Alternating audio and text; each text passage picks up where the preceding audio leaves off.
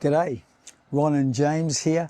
On our 15th day of Camino Primitivo, we have walked from Azua to Opedruso here, about a 20-kilometre walk. And today, beautiful sunshine, and so it was just a very peaceful walk at times. Yes, besides the crowds. Yes. There's a lot of people walking today. There was a lot of people out there, and there was no particular landmarks to be looking for today, so we can't say keep your eye out for this or keep your eye out for that.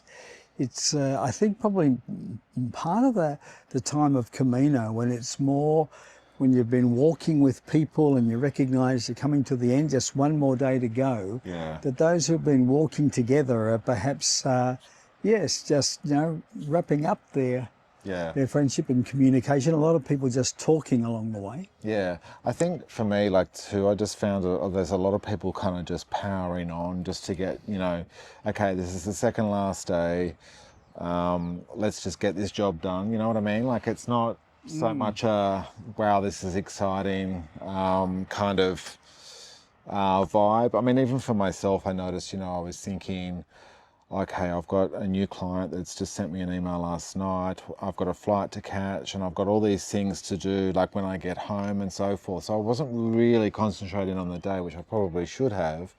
But yeah, I think it's just one of those things when you get to the end of a journey, you start to think of what's next, and I think that's sort of what I felt myself. But I could kind of just in the general sort of movement of people, like the people were walking quite quickly, some slow, but mostly, yeah. I think just getting the job underway and getting to Opedruso, or even just walking to Santiago, because some people would do the Azua to Santiago in one day. True, indeed. Which is a long walk, 40 k's, but they power on. Yeah, they power unlike on. us. For me, it was looking for the small things. I recognised, having walked it before 4 times, that there's not much to be looking out for here. There is a particular sign coming into, what's the name? We've 4 times now. Or something. Yes, you won't recognise the sign anymore. As we've walked past this for the last 6 years. Sign, so it names the town as you come in on this road. Serrado, I think, is something like that. Anyway, we looked at our photos going back. We had a photo of it back in 2018. And we've got several since, and each time there's more and more stickers that people have thrown over the top on this sign coming. Now you can't tell what the name of the town is. Anyway, that's not particularly to look out. But one thing to look out for is as you come out of Azua, and you go past the school, and what happens is usually that's about the school drop-off time. Just to the left, a bit further down the hill, is a Catholic mission. And there's a sister in there, and you see the photo just flicked up now, but she is a blessing. We knew her from last time. We called back and said, hey, we're back again. She just is full of the joy of the Lord. She really is. So it's worthwhile just dropping off there as you come out of Azua. Look for Sister, who will give you a stamp and give you a bottle of water and give you a blessing, if that's what you're looking for. Yes, so that's one of the highlights. As we came closer here to Opedruso, there was a pipist, the Spanish pipes, that who was bagpipes. The bagpipes, the Spanish version of them, and he was playing just outside of Opedruso, about 2 kilometres. And just at a point, actually, where you go and turn under the road, you go under a bridge, under a tunnel, under the road. It's just one of those deviations of the Camino that you don't need. There's a path that goes straight ahead, and we just took that straight down. And then the path that went under the road and wound around came back, and we got in front of some pilgrims that particular way. Not that it's a race, but anyway, the pipers he may or may not be but there. Even before that, leaving Azua, after getting our passport stamped by the nun, you come up to the top of a hill and you can look back and see Azua in the distance, and you can see that it's this line of It's a shoestring settlement. I think that's remembering my year 12 geography. Yes, a shoestring settlement, which just kind of goes along the top of the hill on a single road, maybe a few houses off, but very, very clearly, you can see that. For the Camino. Yeah, and set up for the Camino. Yeah. Yes. So yeah, that's a beautiful view, and then just farmland. Pretty much just following the road along to Opedruso, crisscrossing it a few times. Yes. But walking through different forests occasionally, and through as James said, through farmland, so forth. At the very end, as we came in, there's a forest. You got a choice, or you cross the road just when you see Opedruso up to the left. The hotels there.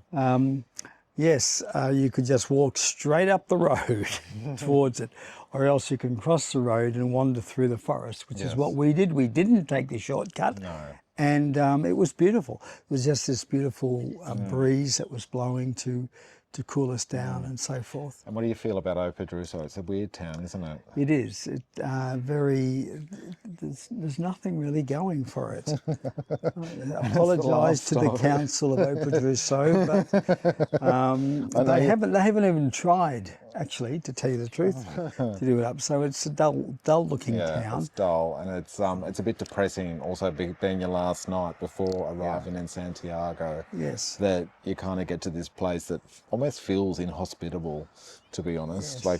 Yes. Anyway. Perhaps, James, we have to call today the dog day.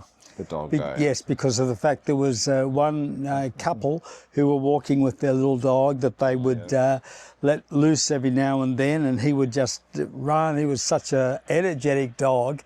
But when they were aware of dogs barking, they'd quickly put him onto the lead and keep him in control again, and then release him. Dogs. But if that wasn't enough, a bit later, there was a French girl, and she's got a collie dog, but not on a leash. She has a collie dog in her backpack. See the still right now. And she must be a very fit girl, because she's carrying this huge dog and her staff. And her stuff in her backpack. So that was something unique that I've never seen before, and don't expect to see again, quite frankly. But yes, so today maybe it was a dog day. It was certainly a day, if you're going to look, for God's blessings, you'll have to look for the little things like the butterfly that I saw. We saw some sparrows on the wires ahead of us, above us.